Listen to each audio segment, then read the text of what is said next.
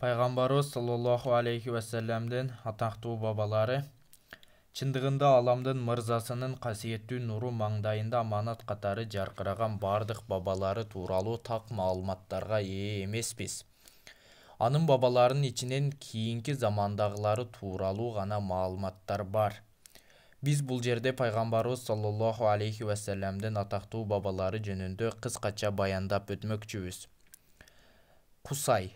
Пайгамбарыбыз саллаллаху алейхи вассалам 4-чү бабасы Кусайдын өз аты Зайд болгон.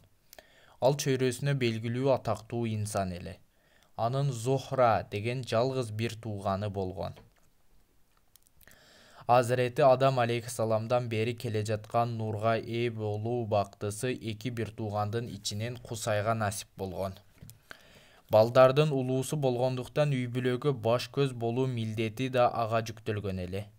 Кичине кезинен кыраакылыгы менен көзгө урунган Кусай кийинки чоңойгондо Меккенин кадыр-барктуу адамдарынын бирине айланган.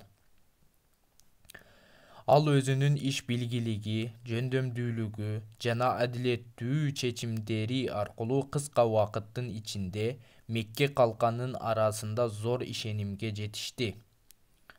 Ушул себептен Меккенин башкаруу укугу ага ыйгарылды.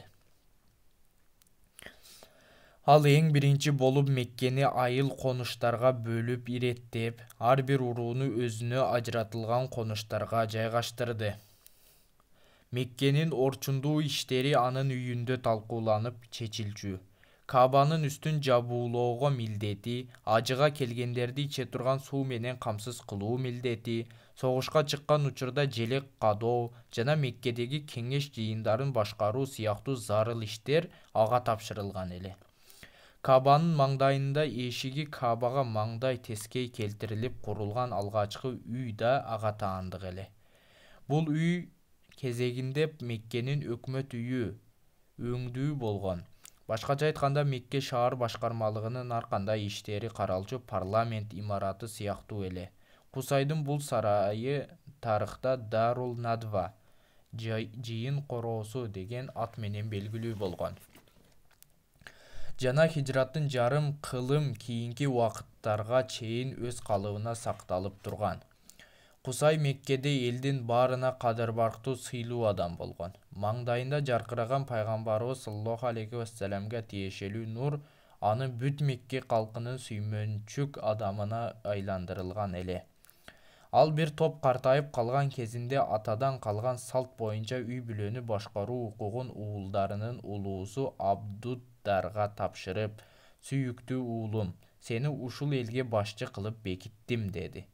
Бирок Абдуддар бул чоң милдетти аркалап кете алгыдай абалда эмес эле. Ал бир аз жөндөмсүз чыгып, өмүр бою атасынын ордун толтуруп кете албады. Анткени сүйүктүү пайгамбарыбыз саллаллаху алейхи вассаламдын асыл нуру анын маңдайында эмес, өзүнүн кичине иниси Абдуманнафтын маңдайында жаркыраган эле. Анын Хашим, Абдушамс, Муталиб жана Науфал аттуу 4 уулу бар болчу. Хашим пайгамбарыбыз саллаллаху алейхи вассаламдын бабасы. Меккенин кадыр-барктуу адамдарынын бири болгон Хашим соода иштери менен алпурушчу. Пайгамбарыбыз саллаллаху алейхи вассаламдын нуру анын маңдайында ого бетер көркүнө чыгып жаркырап турган. Ушул нур жаркынына ылайык анын адамдык артыкчылыктары да көп эле. Ал айрыкча жоомарт инсан болгон. Бир кургакчылык жылында эл аябай мүңкүрөп, Меккеде жегенге нан табылбас болду. Ал Шамдан алдырып келген таза буудайдын унунан ак нандарды жаптырып, бир топ төө жана койлорду курмандыкка чалган. Нан жана эт шорпо менен меккеликтердин баарына сый тамактарды берип турган. Хашим жакшы адеп ахлактуу, жөндөмдүү, акылман жана жоомарт адам болгондуктан баарына кадыр-барктуу, өзгөчө ордунан улам анын уруусунан аты да кийинчерээк анын ысмы менен аталып калган. Ошого пайгамбарыбыз саллаллаху алейхи вассаламдын уруусунун аты Хашимийлер деп аталып калган. Хашим 4 эркек балалуу болгон. Алар Шайба, Абдулмуталиб, Асад, Абу Сайфи жана Надла. Ошол балдардын ичинен Шайба менен Асадтын гана урпак уланган. Берки экөөнүн тукум калган эмес. Шайба болсо пайгамбарыбыз саллаллаху алейхи вассаламдын чоң атасы эле. Ал эми Асад болсо Азирети Алинин энеси Фатиманын таекеси болгон. Кызыктуусу, Асадтын жалгыз уулу Хунайндан да тукум уланбагандыктан Хашимийлердин бардыгы тек гана Абдулмуталип уулдарына таралып көбөйгөн. Шайба, Абдулмуталип. Шайба пайгамбарыбыз саллаллаху алейхи вассаламдын чоң атасы. Шайба төрөлгөн кезде ак чачтуу болгонунан улам ага ушул ысым коюлган. Шайба ак чачтуу деген мааниде. Абдулмуталип анын лакап аты болсо да, ушул аты менен элге таанылып белгилүү болгон. Бул лакап ат ага кандайча коюлуп калганы тууралуу кызыктуу аңгеме бар. Шайба кичинекей кезинде Мадинадагы таекелериникине барып жашап калат. Бир күнү айылдын ичинде курбу балдары менен Мадинадагы бир аянтта жаа тартып, ок атуу жарышын өткөрүп жатышкан. Балдардын арасында Шайба маңдайында жанган пайгамбарыбыз саллаллаху алейхи вассаламга таандык нур менен даана айырмаланып турду. Балдардын бул жарышын көрүүгө келген жоон топ чоңдор да карап турушкан эле. Жаа тартуу кезеги Шайбага келгенде жебени жаага салып туруп, өзүнө ишенген түрдө кере тартты.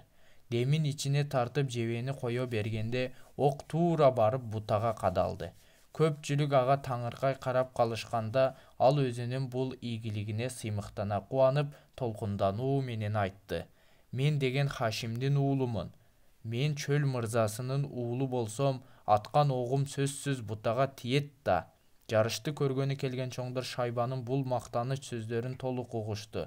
Харис бин Абдуманаф уулдарынын бирөөсү анын жанына келип, өзүнөн сураштырган соң, анын чын эле Хашимдин уулу экенине тактап билди.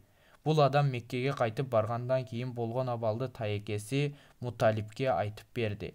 Жана мындай жөндөмдүү зирек баланы алыскы жат элге узак тургузуу туура эмес болоорун түшүндүрдү. Муталип бул сөздөн кийин дароо Меккеден Мадинага барып Шайбаны алып Меккеге кайтты. Муталип тууганынын уулу Шайбаны ээрчитип Меккенин көчөлөрүн аралап кире бергенде, "Бул кайсы бала?" деп сурашты. "Көз тиеби?" деп чочулаган Муталиптин оозунан "Менин кулум" деген сөз чыгып кетти. Ал үйүнө жетип келгенде аялы Хадича да ошол суроону берип калды эле, ага да "Менин кулум" деп жооп берди.